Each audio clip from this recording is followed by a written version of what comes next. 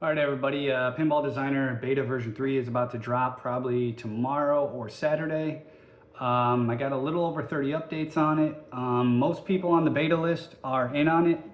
Some of you guys have not gotten in contact with me, so if you check your spam email or whatever, if you've emailed me, even going back 4 months, you should have got a reply right away, and you should have got a reply just within the last day or so. There's a couple people that wanted to get in and are not in contact with me. So if you want to get in, check your email or re-email me because the stuff's moving along. So let's just go ahead and do a breakdown of all the updates that have happened. All right, so there's about 30 updates here, major and minor. We'll go through mostly the major stuff. Lower playfields are in, so you can click a square hole here. You can resize that. Somebody had asked to be able to make square holes any sizes. So physics works, you drop the ball through there. I can resize this, however, and I can turn it into a secondary playfield. So if I go 9 by 18 inches, drag it to the middle, depth is 2 inches, and I just go ahead and hit 1. So there we go. It puts an acrylic top over and builds all the walls, and you can see I kind of got this little texture here to show you that there's an acrylic top here. So it kind of scratched up. If I pick the ball, so numpad 1 is what grabs balls, and you right mouse click to drop them. If you drop it on a lower playfield, it will drop inside of a lower playfield. And if you hit numpad key 1 and you left click, you can drag your mouse while you hold your left click and release it, it'll fire it.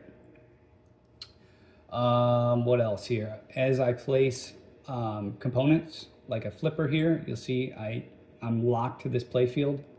Can't go to the lower. So if I delete this, if I add a flipper down here, it's now locked to the lower playfield. So I can't drag it back up here. That's so it knows the CNC cut data and everything. Let's see, added upper playfields. So if I click this down here, this green looking thing to show that the wood is the upper, I can go ahead and place this. So now I got an upper playfield. I can shape it however I want. You see it updates. Go ahead and drop a flipper up here. So the flipper shaft right here, if I go to flipper type, I can do secondary playfield. You'll see it sucks it up to this playfield. If you got room or if you just need to mount it there and you can fit it, it'll go there. Also note the flipper shaft length right here. It matches there, and if I click this flipper again, if I mount it to the main playfield, it puts the whole mech, makes the flipper shaft longer, and I have that data for that length, so if I need to cut longer shafts when I build my flippers, it just goes right in there.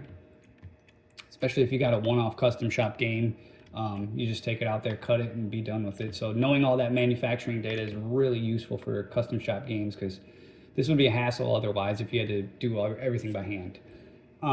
You can now change the flipper colors, so you just drop it down here. I can click like yellow. It changes all the flippers the same color, which I think is mostly what you want to do anyway. So all your colors, I'll keep them yellow. Acrylic. One other thing too, you can change the material type of your upper playfield. So right now it's 1/2 inch plywood. Change it to plastic, so you see it gets a little bit transparent here. Also, you could temporarily do this if you're trying to like work on a lower playfield. So I place a switch down here and I'm like, hey, I want to move it like down through here. You're not getting occluded where, if the wood is here, you can't see what's going on under there. So you'd have to delete the part and redo it. And so yeah, just turn it into plastic. You can see through it.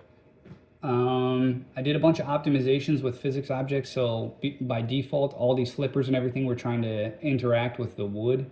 I turned that off completely, got a huge performance boost. I put another optimization here, this world setting. We can change the real-time shadows here. So if you look, I put the frame rate counter here in the bottom left. I'm getting about 250, 280 frames a second in between there. If I turn that off, we'll go above 300 frames a second. So it just takes like a camera snapshot one time of all this. So as you see, the ball is not going to update. The flippers, as you flip them, it's still got the old shadow there. If I turn it back on, you'll see the shadows move. See the shadow completely updates over here as well in the top flipper. So it just depends on what system you're running on. Just if you need you want better speed for your physics or something. What else? So wireforms, I've revamped this a little bit. So when you place a wireform here, when you draw the wireform at first, it's mounted straight onto the playfield, so you can kind of measure where you want to go. And if you want to get right into that out lane, you know, you're basically right there. And then while it's selected and you see all those control points, you hold Z while the left mouse is down and selected, and you can move it up and down.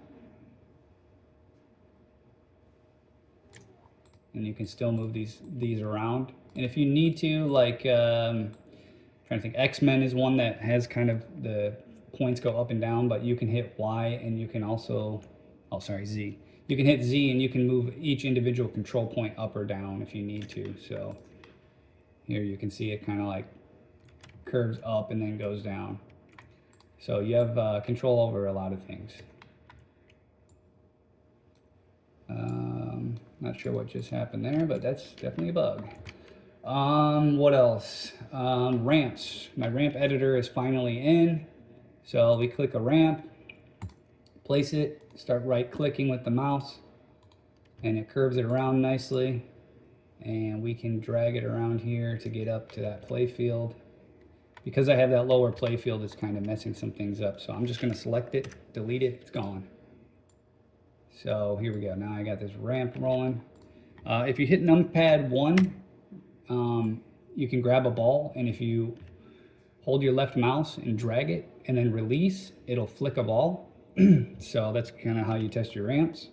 If you hit numpad 1 and then right mouse, it'll just drop a ball. Or if you just do numpad 1 and left mouse click, it'll just drop it. So again, you can drag it and shoot it and fire it up there.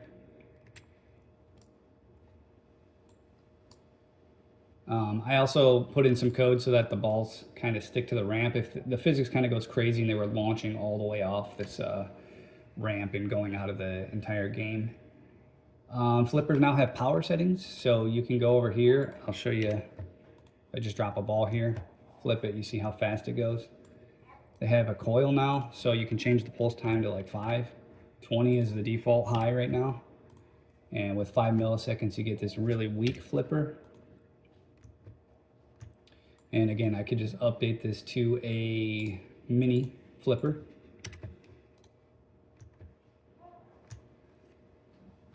Added in a vertical up kicker.